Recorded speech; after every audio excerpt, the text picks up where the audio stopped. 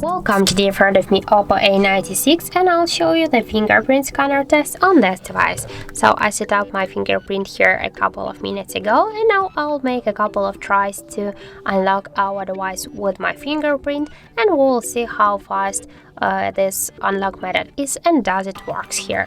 So let's start. 1, 2, 3, 4, 5.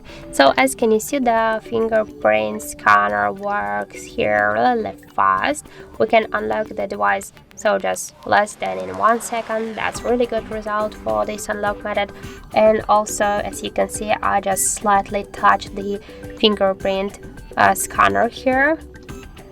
So I just don't press the power key button. I just really do this with a simple touch.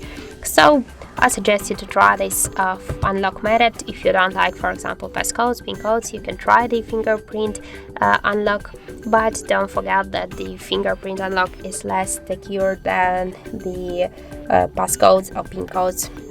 So that's it. Thank you for watching, and if you find this video helpful, don't forget to leave a like, comment, and to subscribe our channel.